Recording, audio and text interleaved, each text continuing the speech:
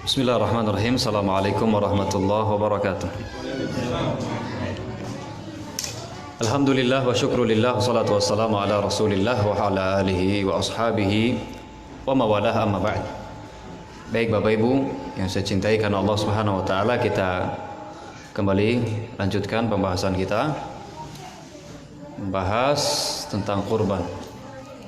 Baik, terakhir pembahasan kita adalah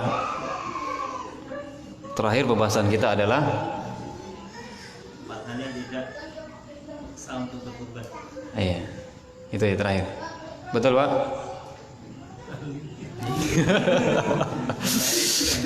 Si pokoknya kuis.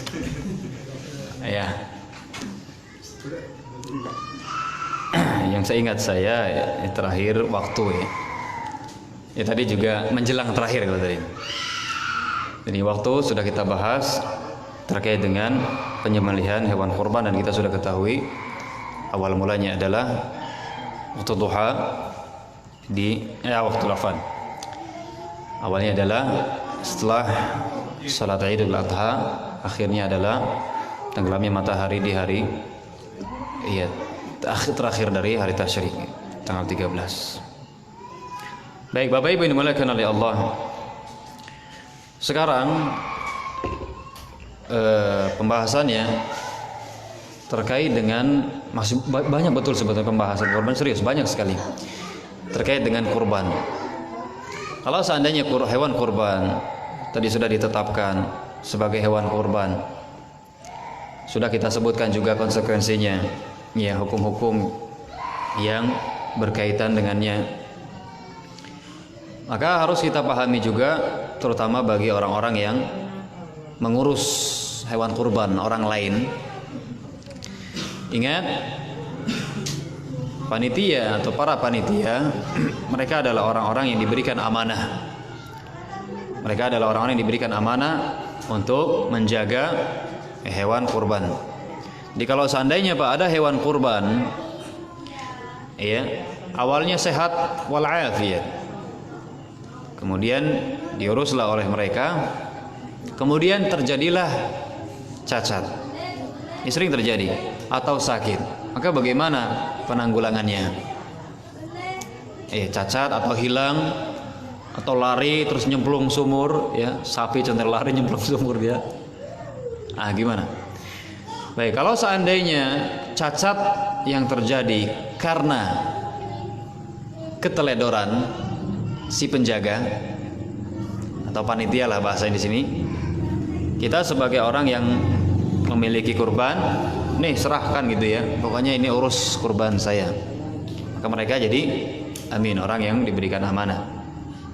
Kalau seandainya cacatnya Pak atau sakitnya karena kelalaian dari mereka, ganti. Harus apa? Harus ganti. Makanya bukan enak jadi panitia itu, tanggung jawabnya besar. Ya, jangan mikirin dagingnya dong, mangan untuk ya daging oke. Enggak, tanggung jawabnya besar. Kalau seandainya karena keteledoran atau kelalaian kemudian timbullah cacat yang memberikan pengaruh atau cacat yang menyebabkan tidak sah, maka dia harus ganti. Dia harus ganti atau mati, ya, karena kelalaian. Contoh kelalaian Pak, harusnya ya sapi atau kambing itu diiupin, ya, atau diberikan teduhan, kemudian tidak diberikan demikian, dijemur panas-panasin, yang nggak dikasih makan atau ya nggak dikasih minum terus mati, jelas ini keteledoran. Ini keteledoran. Atau ketika dibawa menggunakan mobil yang membawa ini tidak menutup pintu belakang contohnya, ya, contoh aja ini. Ini si sapi loncat gitu ya, patah kakinya, maka dia harus ganti. Kenapa? Karena nggak ditutup, lupa, ya oke lah, nggak ada dosa bagi Anda, tapi Anda harus ganti karena Anda lalai. Intinya kalau cacat yang terjadi atau sakit atau mati Karena keteledoran siapa Pak? Ya keteledorannya nih, keteledoran orang yang menjaga, maka dia harus ganti.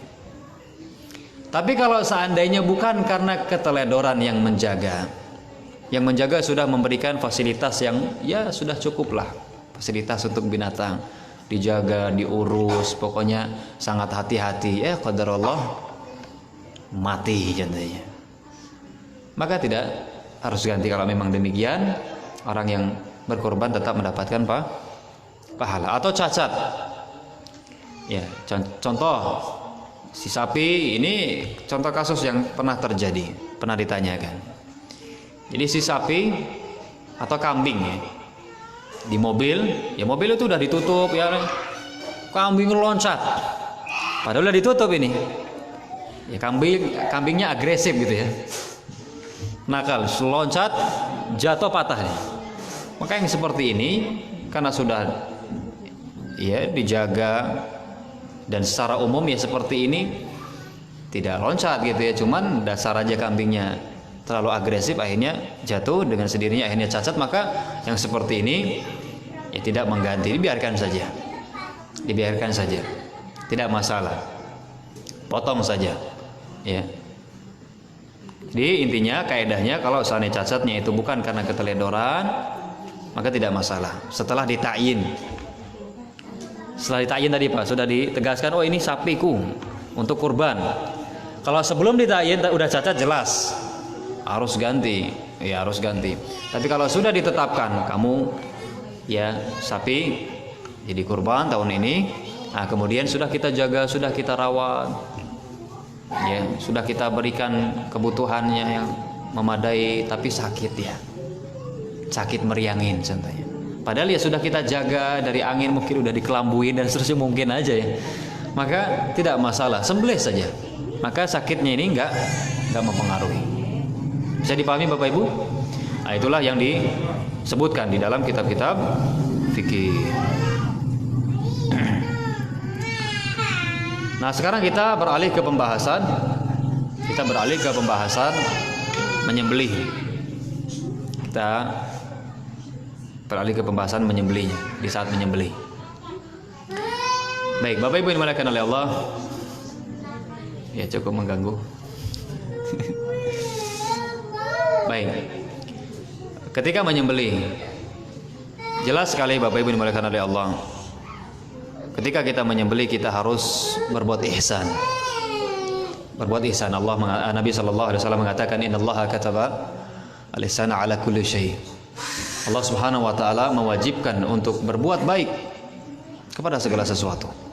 Kepada segala sesuatu, Pak, harus berbuat ihsan, berbuat baik, berbuat yang terbaik.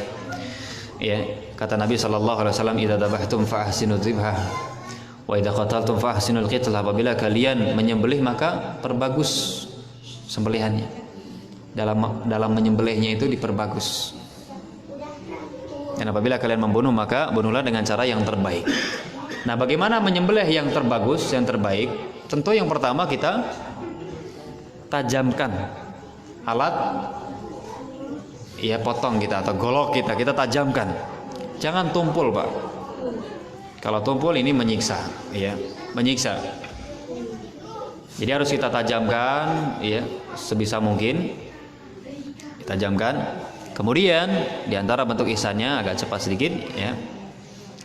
Kita tidak memperlihatkan ya satu sama lain. Ini kita tidak memperlihatkan satu domba yang disembelih dengan domba yang lain, atau kambing yang disembelih dengan kambing yang lain. Jadi ditutup masing-masing, ditutup. Jadi jangan diperlihatkan. Ya. Ini diantara bentuk ihsan. Ini memperbagus dalam menyembelih. Tidak boleh juga kita takut-takuti terlebih dahulu. Habis ngasah golok di hadapan sapi, pip, sebentar lagi tak sembelih kamu di depannya. Tidak apa? Ya, ini tidak ihsan, tidak ihsan. Kemudian Bapak Ibu yang dimuliakan oleh Allah, tentu ketika menyembelih, ya kalau kita yang menyembelih langsung itu yang lebih utama. Kita tahu harus mengucapkan apa? Bismillah. Ini kaum muslimin. Pertama orang Islam ya. Orang Islam yang menyembelih, alhamdulillah kita semua Islam. Orang Islamnya ini entah dia itu laki-laki atau wanita, ya sah. Sah saja. Ya laki-laki, wanita tidak masalah menyembelih hewan. Dalilnya Sahih Bukhari ada. Bahkan wanita haid pun tidak masalah menyembelih hewan. Ya, tidak masalah. Ya, hadisnya sahih riwayat Imam Bukhari. Baik. Setelah Islam ya, ahlul kitab pun tidak masalah yang menyembelih orang Yahudi atau Nasrani, ini asalnya boleh, tidak masalah. Hanya mereka saja. Adapun selain mereka tidak diperbolehkan. Nanti kalau ada yang nggak paham atau kurang jelas nanti ditanyakan saja. Kemudian jangan lupa Bapak Ibu, di antara adabnya ketika menyembelih ya, sebelum menyembelih ya, menghadap kiblat. Menghadap kiblat. Kemudian ya ini apabila dirasa mampu atau mudah. Kalau sapi Pak, ya ambruknya ya terserah dia. Kita nggak usah memberatkan diri, mentang-mentang ke kiblat, sapinya ambruknya berbalik arah contohnya. Akhirnya, wes ora sido puter neh. Beradatin diri nggak masalah. Ini dianjurkan saja. Dianjurkan. Ini menghadap ke kiblat. Dianjurkan, bukan wajib. Kemudian tidak kalah pentingnya bismillah. Ini mengucapkan apa? Bismillah. Bismillah ini syarat Bapak Ibu. Dan pendapat Syafi'iyah yang mengatakan bahwa bismillah adalah sunnah ketika menyembelih hewan adalah pendapat yang batil, ya tidak benar, berselisih ya atau menyelisih dalil yang tegas. Karena Allah Subhanahu wa taala telah mengatakan dalam Al-Qur'an, "Wala ta'kulu mimma lam yuzkar ismullahi alaihi." Jangan kalian makan hewan yang tidak disembelih. Jangan kalian makan hewan yang disembelih dan ketika disembelih tidak disebutkan nama Allah. Jadi maksud mereka kalau seandainya ada orang ya lupa bismillah, maka tidak masalah. Ini yang muncul, hukum yang muncul dari ya pendapat mereka yang mengatakan bahwa mengucapkan bismillah adalah sunnah, bukan wajib. Ini pendapat yang tidak benar karena mengucapkan bismillah adalah syarat ya, syarat sahnya sembelihan. Syarat sahnya sembelihan. Jadi kalau misalnya ada orang dia menyembelih tidak mengucapkan bismillah atau lupa, kalau sengaja tidak mengucapkan bismillah jelas dia berdosa dan haram. Kalau ada orang lupa mengucapkan bismillah, lupa Pak, bukan sengaja, maka dia tidak berdosa, tapi sembelihannya tidak halal. Tidak halal. Karena Allah mengatakan tadi, la ta'kulu mimma lam yuzkar ismullahi alaihi. Jangan kalian makan hewan yang ketika disembelih tidak disebutkan nama Allah. Lah terus gimanain? Buang. Sapi lupa bismillah, buang.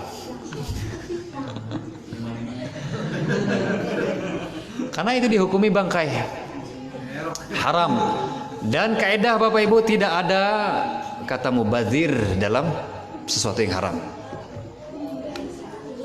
Waduh, saya contohnya ada orang tuak berjerigen-jerigen di rumah eman-eman nih di gua. Mubazir, lah nggak ada. Buang, ya buang. Nah gitu juga. Ya kalau eman-eman paling kulitnya lah. Kulitnya diambil nanti disamak. Kemudian nanti digunakan untuk keset atau apa. Kalau enggak ya dipendam atau dibuang ke laut. Makanya hati-hati ya, ucapkan bismillah, hati-hati. Jadi bismillah ini adalah syarat. Bismillah ini adalah syarat ya halalnya sembelihan kita. Ini bismillah. Baik, Bapak Ibu yang dimuliakan oleh Allah. Kemudian ketika kita mengucapkan bismillah atau setelah ucapkan bismillah disunahkan untuk bertakbir ya. Bismillah ya, Allahu Akbar. Kemudian mengucapkan atau kemudian menyebutkan ini dari siapa. Ini disunahkan saja. Yang syarat yang harus itu apa? Bismillah. Adapun setelahnya itu sunnah. Ya, bismillah. Kalau nggak bisa bahasa Arab udah deh, bismillah gitu. Allahu Akbar, ya Allah ini dari saya dan keluarga saya. Atau ya Allah ini dari si fulan, ini kurban si fulan. Ya. Nah, sembelih langsung. Jadi seperti itu. Ya. Jadi seperti itu. Bahkan sebagian Syafi'iyah mengatakan disunahkan berselawat. Bismillah wassalatu wassalamu ala Rasulillah. Allahu Akbar. Allahumma hada anni wa an ahli baiti. Gitu. Bismillah wassalatu wassalamu ala Rasulillah. Allahu Akbar, ya Allah. Ya, ini dari saya dan untuk keluarga. Itu dari saya untuk saya dan keluarga saya. Seperti itu. Intinya bismillah, syarat setelahnya itu dianjurkan, sunnah. Ya. Dan ini sangat repot sekali Pak kalau seandainya banyak ya. Tukang jagalnya 2, yang ini banyak. Repot sekali. Ini bisa Pak, lihat dulu. Udah, sembelih aja. Allah tahu nggak itu dari siapa? Tahu Pak. Allah tahu meskipun tidak kita sebutkan, Allah tahu. Cuman kalau memang tidak memberatkan dan sedikit juga ya udah terapkan sunnah Nabi Sallallahu Alaihi Wasallam. Tapi kalau memberatkan banyak, contohnya ratusan kambing dari kaum muslimin yang jagal dikit, ya lama kali gitu kan. Udah bismillah langsung. Lanjut bismillah. Nah. Set. Waduh nggak bismillah. Lewat. Nggak bisa. Harus satu-satu. Harus satu-satu.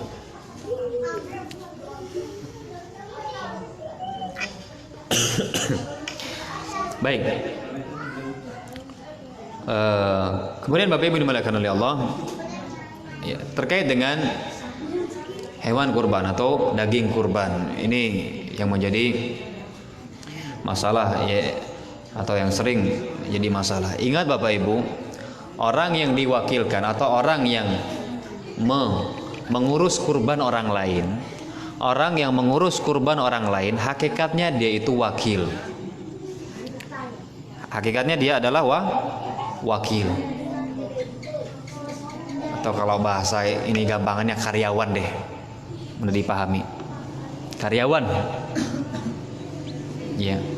Nah, dia ini berhak minta upah kepada orang yang memiliki hewan kurban atau kepada orang yang berkurban. Ini tukang jagal ini yang ngurus kurban ini, sapi contohnya, berapa orang? Mereka berhak meminta upah kepada orang yang memiliki hewan tersebut. Cuman ingat, upahnya bukan dari hewan kurban. Entah dari hewan beli, ya punya ayam atau sapi yang atau kambing yang lain dia. Cuman bukan dari hewan kurban. Bukan upah. Jadi upahnya bukan dari hewan kurban tersebut. Jadi nggak boleh panitia ya atau orang yang mengurus tadi tidak boleh diberi upah dari hewan kurban tadi, nggak boleh. Ya. Berdasarkan hadis yang disebutkan dari sahabat yang mulia Ali bin Abi Thalib radhiyallahu taala anhu, beliau mengatakan amaroni Rasulullah sallallahu alaihi wasallam an aquma ala budnihi wa natasaddaqa bi luhumiha wa juludiha wa jalaliha, ya, wa an la u'tiya syai'a wa an la u'tiya al-jazzar syai'an minha. Kata sahabat yang mulia Ali, aku diperintahkan oleh Rasul sallallahu alaihi wasallam untuk mengurus unta beliau, maksudnya kurban beliau. Dan beliau memerintahkan aku untuk bersedekah. Ya, untuk menyedekahkan maksudnya. Menyedekahkan dagingnya, kulit-kulitnya dan ya aksesoris-aksesoris ya banyak kan? Jeroannya, ya buntut, kaki, kepala, ya pun udah. Dan Nabi sallallahu alaihi wasallam memerintahkanku untuk tidak memberi ya sesuatu pun dari hewan kurban kepada tadi yang menjaga tadi, para penjaga. Ya. Mereka diberi dari min indina, ya dari kami, jadi dari yang lain. Jadi seperti itu. Iya. Ini nggak boleh, Pak. Kalau nih Pak ya, ingat Pak ya, kalau sebagai upah. Tapi kalau bukan sebagai upah, tapi sebagai hadiah atau sebagai sedekah, nggak masalah. Contoh dia orang kaya yang ngurus, dia sebagai hadiah. Kalau orang miskin, ya sebagai sedekah. Ya. Dan kebanyakan orang yang menitipkan ke panitia itu biasanya udah atur-atur aja. Nah itu, sedekahin dah, sedekahin guys. Nah yang membuat bingung, nih biasanya yang sering ditanyakan, yang membuat bingung tuh apa bedanya upah dengan sedekah tadi kan? Apa bedanya? Ada bedanya, Pak. Kalau upah, ini diantara perbedaannya ya, yang saya ingat saja. Kalau upah itu sudah ditentukan, sudah ditentukan. Kalau hadiah nggak ditentukan, ya terserah yang ngasih. Sehingga orang yang menjadi tukang jagal nggak boleh dia, kok aku sih beli tapi kulite atau apanya gitu ya, nggak, terserah yang ngasih. Dan walhamdulillah biasanya dibagi rata Pak ya. Yang bermasalah, nih yang bermasalah biasanya dibedain kalau panitia. Ini bermasalah, bagi rata aja. Ya. Kenapa dibedain? Ya karena ini panitia. Nah, berarti sebagai apa itu? Nah, bagi upah, nggak boleh kalau sebagai upah. Iya. Makanya Pak sebetulnya gini, yang terbagus, yang terbaik adalah udah si tukang jagal ini dikasih upah, diberi upah, uang, sehingga dia tidak ada lagi harapan. Kan kalau gak ada upahnya dari uang gitu ya, dia punya harapan besar gitu ya dari hewan yang dia sembelih. Tapi kalau dia sudah diupai, kamu gak usah berharap lagi nih, sudah saya kasih upah. Adapun nanti dikasih sama orang, ya itu terserah. Dikasih lagi, biasanya kan dapat juga kan, gitu. Ya kalau dapat nggak ada menentukan dia, saya ini enggak, itu ya plastik yang kamu dapat ya udah itu isinya, gitu. Jadi bedanya kalau upah dia ditentukan, kalau hadiah tidak ditentukan. Kalau upah terukur, ya kalau upah itu terukur, ya berapa kilonya gitu ya, sekian. Kalau hadiah ya terserah yang ngasih, yang berapa kilo yang ngasih gitu. Tapi sekali lagi alhamdulillah kebanyakan kita kaum muslimin ya dibagi rata ya. Bagi rata aja sudah. Jangan ada yang dibeda-bedakan. Jangan ada yang dibeda-bedakan. Oh mentang-mentang usaha ya ini yang ngurus. Enggak. Justru kamu harusnya nggak dapat. Ya cuman karena kamu ya kaum orang Islam juga, orang miskin ya berhak mendapatkan sedekah. Kalau orang kaya ya berhak mendapatkan hadiah, gitu. Sehingga dari sini Bapak Ibu kita mendapati kesalahan di masyarakat bahwa atau tersebar ya kesalahan bahwa orang tidak boleh makan dari hewan kurbannya. Ini adalah pendapat yang sangat batil. Iya, keluar dari lisan-lisan para panitia kurban. Iya, ngenas amat. Justru yang mengatur adalah si pemilik kurban. Dia yang mengatur dagingnya mau dia simpan berapa, sedekahkan berapa, dia makan berapa, terserah dia. Iya, seperti itu. Yang berhak mengatur adalah yang berkurban. Dianjurkan, ya, dianjurkan jadi sepertiga. Jadi dari bagian atau dari hewan kurban sepertiga dimakan, ya dimasak gitu, sepertiga disimpan, sepertiga disedekahkan, gitu. Dianjurkan kita makan dari hewan kurban kita, bukan malah nggak boleh kamu jangan makan ya. Inilah Pak, ya sangat menyedihkan sekali orang-orang yang beramal tanpa ilmu. Orang-orang yang sekedar ikut-ikutan saja mengurus urusan kaum muslimin, jelas ini tidak diperbolehkan. Merusak, ya merusak agama sendiri, merusak citra Islam itu sendiri. Ya, kalau memang kita tidak paham, bertanya, jangan malah menetapkan hukum. Ya, ini adalah kebatilan yang sangat jelas dan mempermalukan diri sendiri sebetulnya. Iya. Ketika dia mengatakan oh nggak boleh, dia mempermalukan diri sendiri. Ya, menyatakan bahwa ini saya ini bodoh ternyata gitu. Hakikatnya seperti itu. Jadi itu Bapak Ibu yang dimuliakan oleh Allah terkait dengan sembelihan. Allah alam bisawab, ini yang hadir diingatan saya ya, dan sedikit catatan-catatan ya ta'liq dari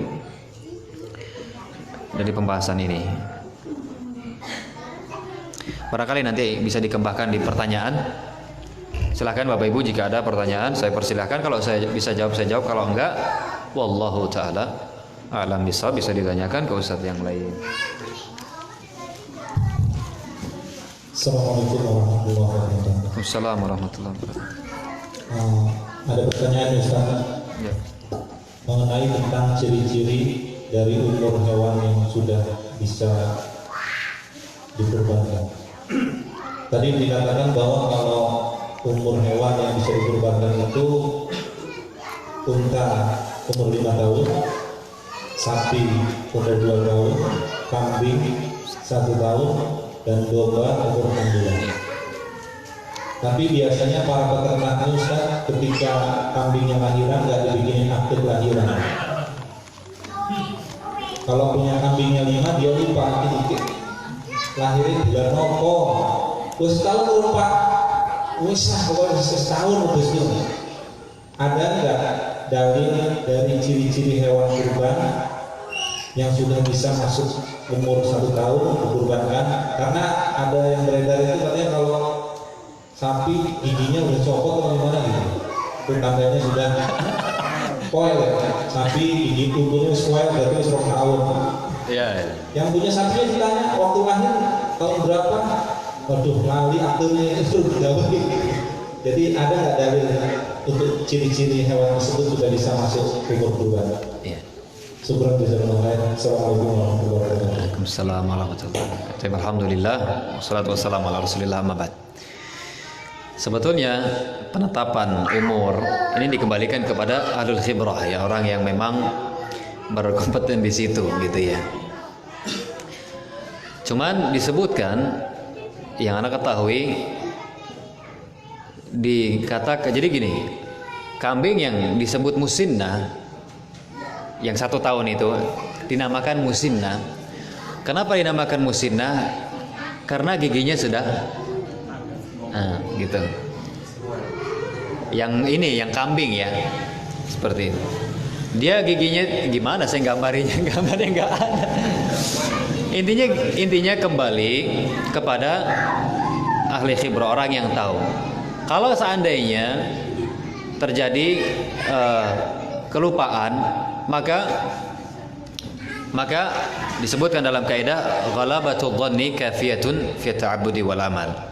Ya, prasangkaan kuat, dugaan kuat itu sudah cukup ya sebagai dasar untuk beramal.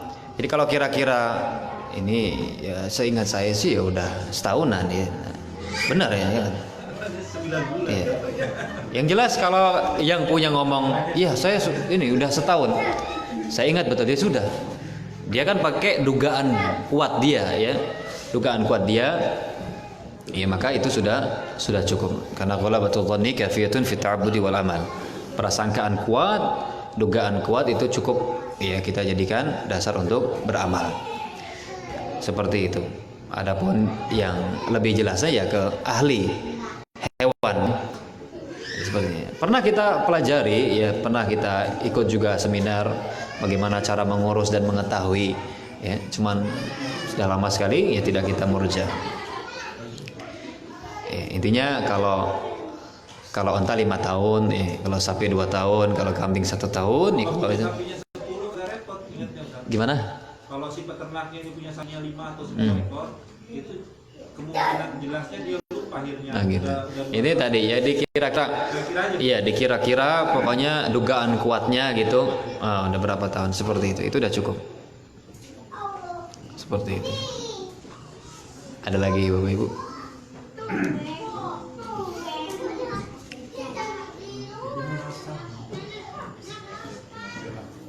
Assalamualaikum warahmatullahi wabarakatuh. Waalaikumsalam warahmatullahi. Ini masalah tentang hadiah untuk panitia. Iya. Jadi kalau sudah terjadi itu kan mereka yang korban bilangnya ya hadiah, tapi untuk pembagian jumlah panitia itu panitia yang menentukan. Jadi bukan dari pihak si korban. Jadi soal ini. Jadi ini begitu hewan korban sendiri untuk masyarakat umum sekian kilo. Untuk panitia sekian kilo gitu. Panitia yang mengatur. Panitia yang mengatur. Iya. Jadi itu bentuk upah atau bentuk hadiah? Iya, makanya gini. Di awal jadi antara panitia dengan si mudhahi yang berkurban ini harus jelas gitu. Harus jelas. Apakah diserahkan secara totalitas? Udah ini pos tak urusan tak kayak bagi-bagiin aja. Bagi-bagikan ya. Inilah pentingnya kita tahu gitu loh intinya tuh. Kita tahu fikih kurban. Yang membuat bingung kita, yang membuat kita ini jatuh kepada kebingungan adalah ketidakpahaman kebanyakan para panitia. Sebenarnya kalau paham jelas gitu ya. Kami minta upah dari duit gitu ya. Karena ngurus sampean supaya kami nggak apa?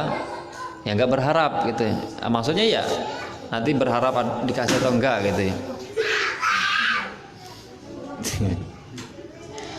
Nah kalau seandainya tidak ada kesepakatan di awal, nah ini yang menjadi kebingungan.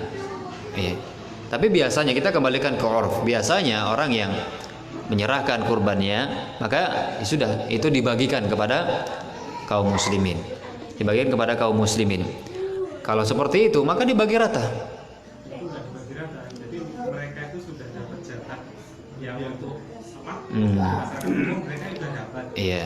Dan panitia mereka dijatah. Nah itu yang bermasalah. Itu yang bermasalah. Jadi mereka dapat dua. Nah itu yang bermasalah. Kenapa dia dapat dua yang lain nggak dapat dua? Jawabannya karena dia. Nah itu dia. Terus emang kenapa kalau dia panitia? Ya itu sebagai. Nah itu kan. Nah itu dia. Ininya kembali ke pemilik kurban tadi. Iya kalau seandainya kata udah kasih kepada kaum muslimin, ya dia juga kaum muslimin kan. Berarti ahsannya yang adil adalah dibagi rata. Dibagi rata ya. Karena dia nggak dapat upah kan. Sudah ya hadiah lah. Seperti itu, atau sedekah karena dia orang miskin gitu kan. Jadi ya nggak usah dipisah-pisah, maksudnya nggak usah dibeda-bedakan gitu. Masalahnya itu panitia nggak mau diberikan upah. Iya dia maunya daging, Maunya daging. ya gitu. Itu berarti panitianya orang paham syariat. Dia berpikiran gini, kalau minta upah dari uang takutnya dosa, tapi kalau dikasih jatah daging malah gak kokoh. Justru bermasalah gitu. Justru bermasalah. Itulah gara-gara nggak paham syariat. Gara-gara nggak paham syariat akhirnya seperti itu. Oh ya, di praktek jadinya amburadul. Ya di prakteknya jadinya amburadul. Inilah ya aturan syariat itu. Ya itu kiainya harus belajar yang benar berarti. Kita yang tahu. Tapi kita waktu itu masuk ke korban di situ.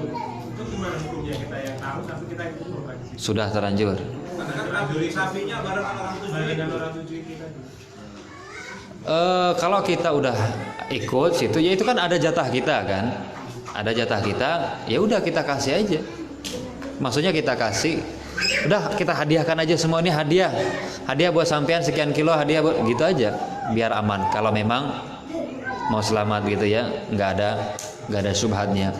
Intinya kembali ke sampeannya, gitu. Itu punya sampean.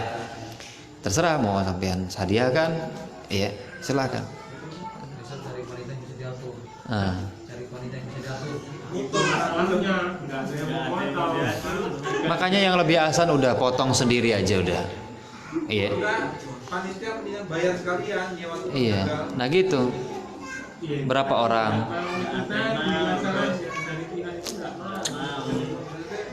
Nggak maunya karena Ini barengan kopi itu sih dia ada.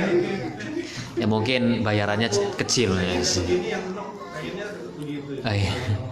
Ya itulah itu yang menyebabkan amburadul itu nggak mau ikut aturan. Itu kita sekedar menyampaikan ini aturannya gitu loh. Ya kita nggak bisa memaksakan untuk mengikuti, nggak ini aturannya. Ya kita yang harus ikut syariat. Iya, ini aturannya. Intinya inilah Pak. Kalau orang nggak ikut syariat, ya maka bingung, jatuh kepada kebingungan. Padahal simple, udah begini.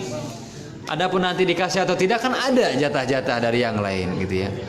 Kalau seandainya kaum muslimin banyak yang berkorban, kalau memang nggak dapat jatah ya udah, ya udah ngapa? Ya, cuman daging nih gitu kan. Ada lagi Bapak Ibu? Ibu-ibu barangkali.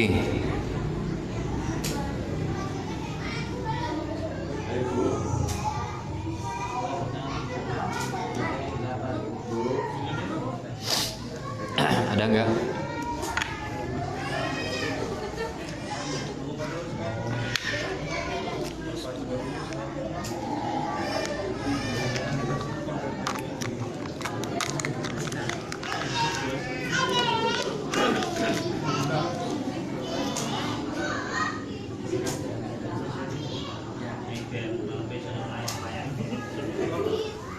Ayo ada enggak?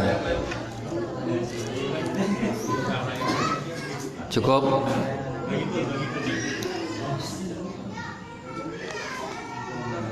Assalamualaikum warahmatullahi wabarakatuh. Waalaikumsalam.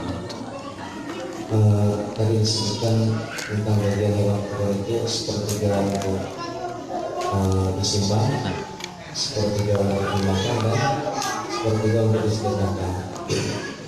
Pertanyaannya Ustaz, yang sepertiga untuk dimakan itu apakah dimakan untuk keluarga yang berkorban? Artinya kalau misalnya 1 orang ya sepertiga ini misalnya daging sapinya mungkin 140 kilo misalnya, berarti 50 kilo untuk dimakan, kemudian 50 kilo bagi orang 7 orang mungkin orang 7. Apakah ini dimakan untuk keluarga yang berkorban atau dimakan bersama kaum muslimin yang lain termasuk panitia?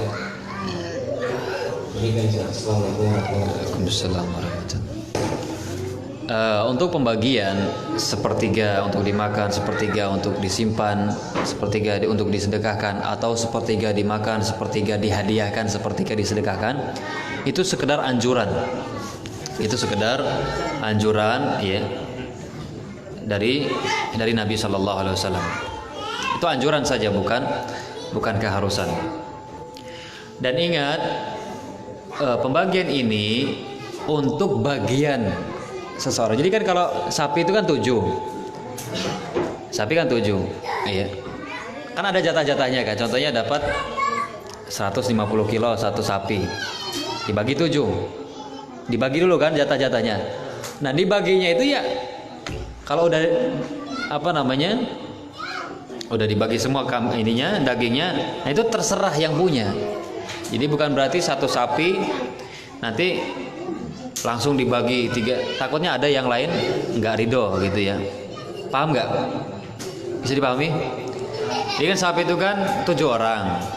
Berarti kan 7 jatahnya kan 7 orang jatah dari daging. Setelah daging itu terkumpul, sudah disembelih gitu ya, dikumpulkan, adalah saat-saat pembagian. Gitu kan? Nah, ini jatahnya si fulan sekian kilo, jatahnya si fulan sekian kilo, sebagai pemilik punya dia gitu kan. Ini kan punya dia. Nah, nanti kalau udah diterima ya, nah terserah dia mau bagi sepertiga buat ini. Kalau 150 bagi 7 berapa jadinya? Berapa kilo per orang? 20 kilo lah taruhlah ya. Sudah dibagi, ini jatah kamu 20 kilo. Nah, dari 20 kilo ini terserah dia. Ya, mau setengahnya dia kasih ke orang, mau setengahnya dia makan, maksudnya dia makan sekeluarga, terserah dia. Dia simpan ya dia makan, dia sayur, terserah gitu, dimakan oleh dia. Bisa dipahami? Gimana pertanyaan? Maksudnya tadi kalau menurut anjuran tadi Ustaz, Hah? jadi artinya 2/3 dari daging itu berarti untuk milik yang enggak, kan sepertiga sedekahkan, 2/3 untuk yang berkurban berarti Ah. simpan, sepertiga dimakan, artinya hanya sepertiga yang sedekahkan, 2/3 untuk yang punya kurban. Itu anjuran itu. Maksudnya alangkah sedikitnya yang dianjurkan sedekahkan gitu. Ayo. Ayo, itu anjuran aja. Terserah kalau itu anjurannya. Makanya gini loh, dalam syariat inilah kemudahan gitu loh. Syariat ini nggak memberatkan. Allah memerintahkan untuk bersedekah, itu pun sedikit dari harta kita. Coba dari zakat, Pak. Zakat berapa persen yang keluar? 2,5. Coba. Sedikit kan? Sedikit. Allah nggak pernah memberatkan kita. Cuman kalau kita mau melebihkan, silahkan, gitu loh. Silahkan. Jadi seperti itu. Ini anjuran kalau memang ngerasa wah saya sedekahnya kalau sepertiga sedikit stuck. Double gitu ya. Saya seperempatnya aja gitu kan. Sisanya sedekahkan. Masya Allah. Kita butuh dengan orang-orang yang seperti ini.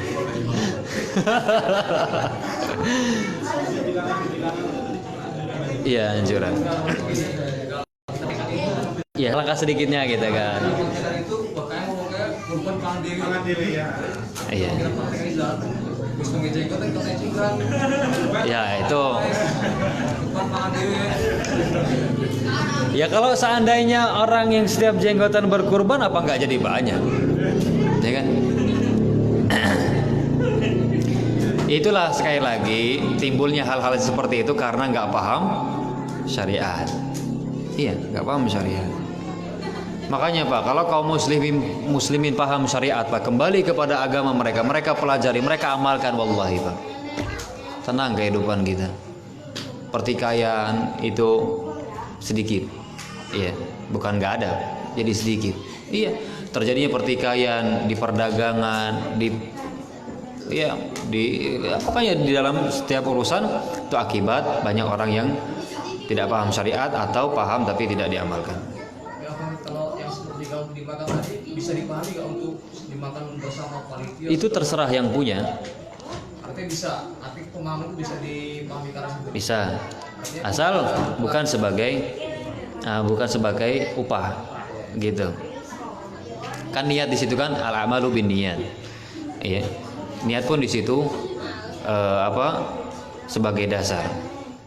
Pokoknya udah saya sedekahkan ijazah saya yang sepertiga itu untuk panitia, untuk masak-masak siapapun lah, mau panitia mau terserah gitu ya. Gitu. Saya kasihan. Panitia capek-capek gitu udah saya tambahin aja hadiah untuk mereka, nggak masalah. Seperti gitu. Cakep kalau seperti itu. Tapi bagaimana hukum arisan kurban? Hukumnya boleh tapi tidak dianjurkan karena hakikat arisan itu tang. Gitu Pak ya. Ya tergantung prakteknya sih. Tergantung prakteknya. Dan biasanya gitu. Ya. Utang. Itu secara singkat hukumnya boleh tapi tidak dianjurkan karena hakikat arisan itu adalah apa? Berutang.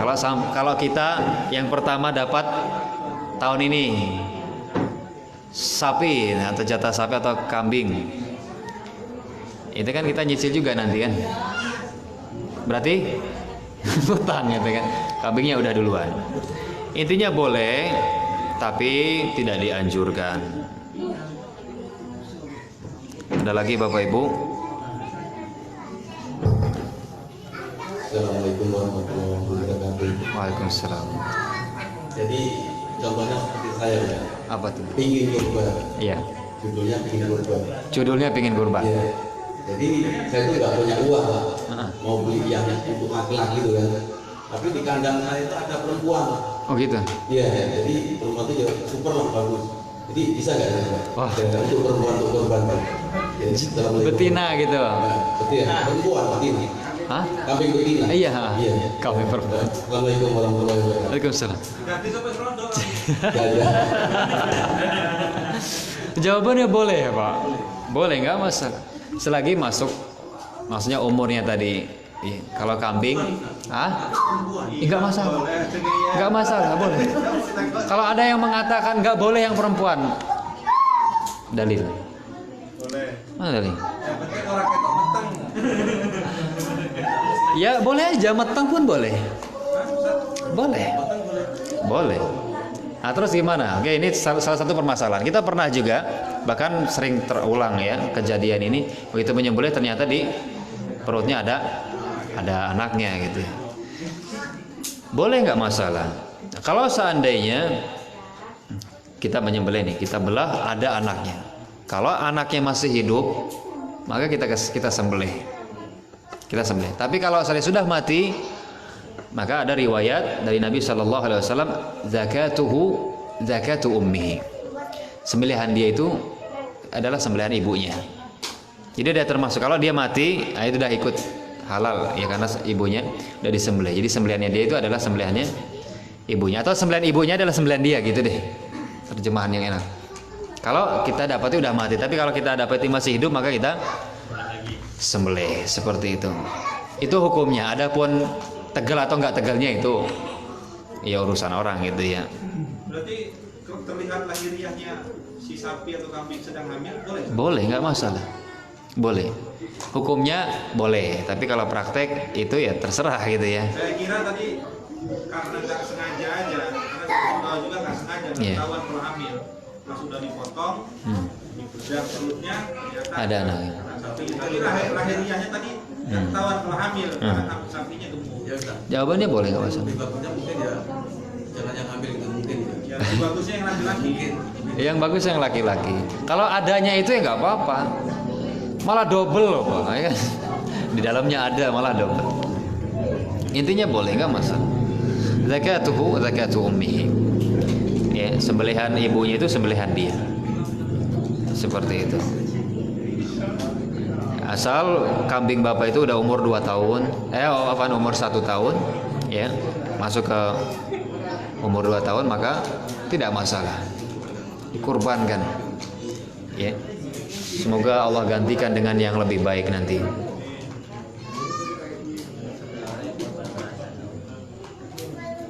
Jadi pertanyaan Cukup.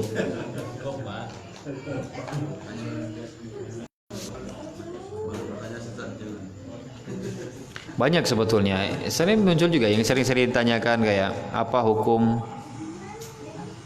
Saya sebutkan nggak? Udah malam. Udah malam lah ya. Ntar kepanjangan lah. Oke, kita cukupkan. Semoga bermanfaat apa yang kita sampaikan atau yang kita kaji. Semoga Allah berikan kemudahan kepada kaum muslimin untuk berkurban ya tahun ini. Kalau seandainya nggak bisa, Pak, nggak bisa kurban, tenang, jangan khawatir, tetap mendapatkan pahala kurban. Karena Nabi Shallallahu Alaihi Wasallam ketika beliau berkurban, beliau mengatakan, ya Allahumma, kata beliau, ya Allah, hadza min Muhammadin wa ali Muhammadin, ya, wa an Muhammadin wa akhirnya itu wa ummati Muhammad. Ya Allah, ini dari Muhammad, ya, dari keluarganya dan dari umatnya, umat Nabi Shallallahu Alaihi Wasallam. Jadi meskipun kita tidak berkurban, tapi ya kita tetap mendapatkan pahala kurban, tapi tetap lebih utama kita berkurban, dan tidak layak bagi orang yang mampu berkurban tidak berkurban. Dan jangan sayang Pak, apalagi kalau punya hewan ya, jangan sayang daripada antar mati ya. Mati nggak jadi kurban enggak, akhirnya dimakan juga enggak ya. Dan pasti Allah gantikan setiap apa yang kita lakukan kebaikan, itu pasti Allah gantikan. Kita akhiri ya, semoga Allah mengampuni saya apabila ada kesalahan, dan kita semua kita akhiri dengan doa kafaratul majelis. Subhanakallahumma bihamdika asyhadu an la ilaha illa anta astaghfiruka wa atubu ilaik. Assalamualaikum warahmatullahi wabarakatuh.